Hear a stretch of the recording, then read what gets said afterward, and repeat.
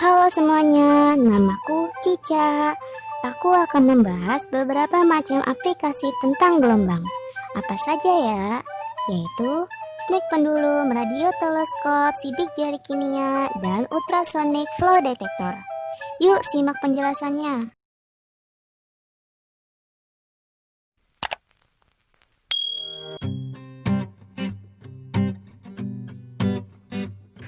Snack pendulum merupakan salah satu prinsip gerak harmonik sederhana dengan menggunakan fenomena gelombang pendulum.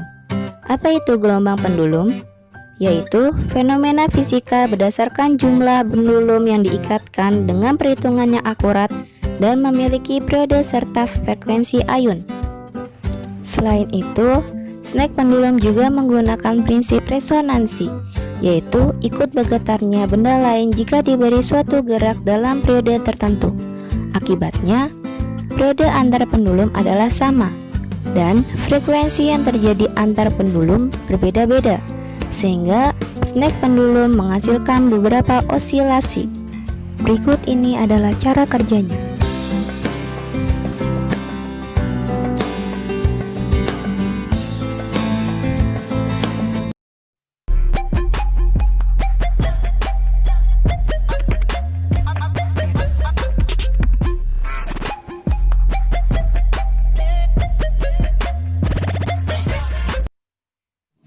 Sidik jari kimia. Sidik jari kimia adalah metode untuk mengidentifikasi suatu kandungan atau molekul yang ada di dalamnya, sehingga semua bagian yang tersedia pada sidik jari dapat dilihat. Berikut adalah prinsip kerja sidik jari. Sidik jari ini menggunakan spektrum inframerah dan Raman. Sampel diiluminasi dengan tembakan laser sehingga cahaya laser berinteraksi dengan vibrasi molekul, fonon atau ekstasi lainnya dalam sistem. Radiasi elektromagnetik dari lokasi yang diiluminasi dikumpulkan dengan suatu lensa dan dikirim melalui suatu monokromator. Radiasi hamburan elastis pada panjang gelombang yang sesuai dengan garis laser dipisahkan, sementara sisa cahaya yang terkumpul didispersikan pada suatu detektor. Lalu, energi pada foton laser mengalami pergeseran naik atau turun. Pergeseran energi memberikan informasi tentang mode vibrasional dalam sistem. Hasilnya dapat diidentifikasi melalui koordinat analisis yang normal menggunakan spektrum inframerah dan Raman. Ini adalah wilayah spektrum inframerah. Sidik jari dapat diidentifikasi di wilayah pertama yang memiliki nilai sekitar 500 sampai dengan 1500. Wilayah ini dikenal sebagai daerah sidik jari dan mengandung puncak serapan berbagai macam ikatan tunggal. Aplikasi gelombang bunyi pada ultrasonic flow detector. Ultrasonic flow detector adalah alat yang digunakan untuk mendeteksi berbagai kerusakan tersembunyi pada suatu benda, baik logam, plastik, komposit maupun keramik. Sesuai dengan namanya, alat ini menggunakan gelombang ultrasonik. Berikut ini gambar alatnya.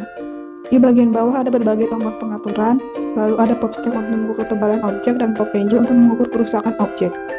Prinsip kerja dari alat ini adalah dengan memanfaatkan rambatan dari gelombang bunyi yang dihasilkan oleh transducer.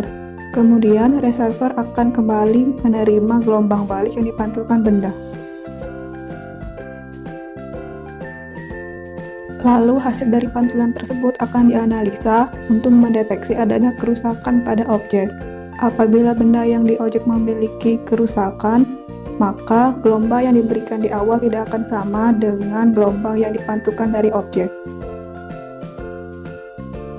Mekanisme singkatnya seperti berikut.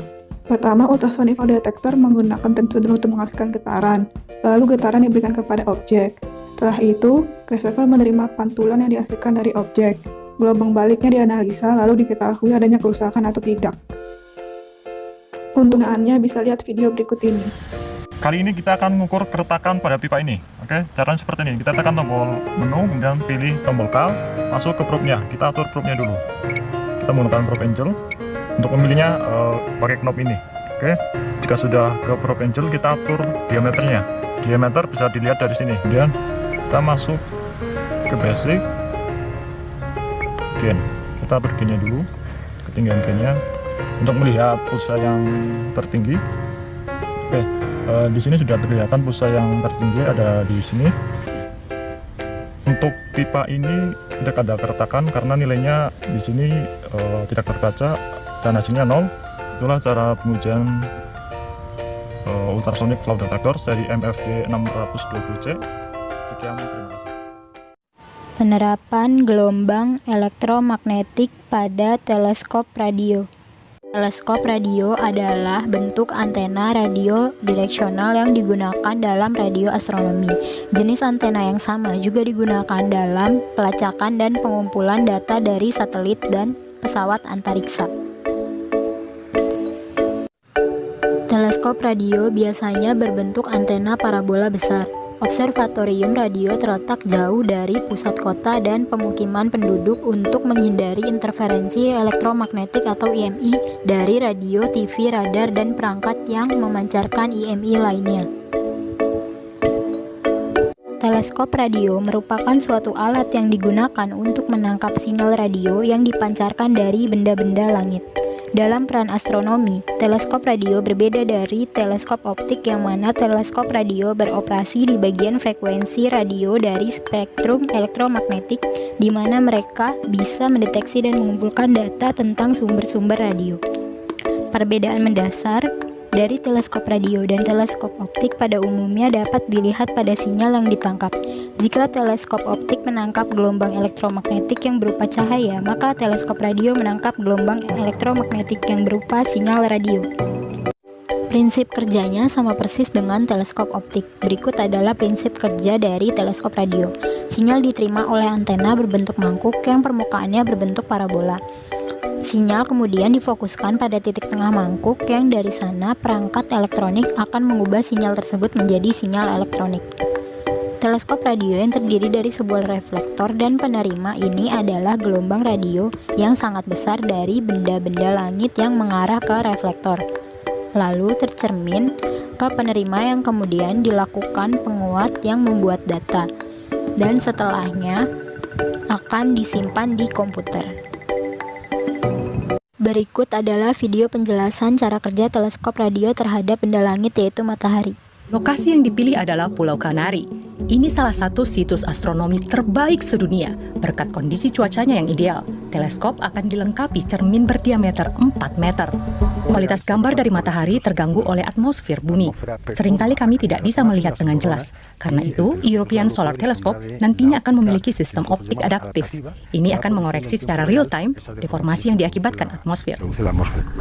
Para peneliti berharap teleskop baru dikombinasikan dengan yang sudah ada di orbiter bumi akan membantu peramalan lebih akurat dinamika dahsyat matahari. Tahu kawasan mata di matahari yang besar kemungkinannya memicu erupsi dahsyat dan semburan energi. Kami bahkan bisa memprediksi apakah letusan akan terjadi dalam 1, 2, atau 3 hari.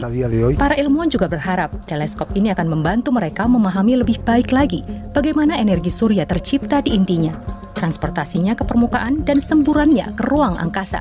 Peneliti meyakini pengetahuan semacam ini akan punya implikasi besar pada keseharian manusia. Matahari memproduksi energi lewat fusi nuklir. Kami pikir sumber energi semacam ini suatu hari nanti bisa menjadi jawaban bagi krisis energi di bumi. Produksi sumber energi semacam itu di dalam reaktor. Riset ini bisa memberikan solusi vital bagi problem energi yang saat ini dihadapi umat manusia.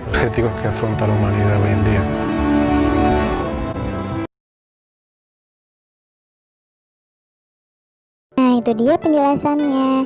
Jadi, gelombang dibagi menjadi beberapa jenis. Dari yang paling sederhana, yaitu gelombang pendulum, gelombang bunyi, gelombang cahaya, gelombang elektromagnetik, dan juga berbagai macam gelombang lainnya. Teman-teman, sepertinya sudah malam. Sebaiknya Cica pamit dulu ya.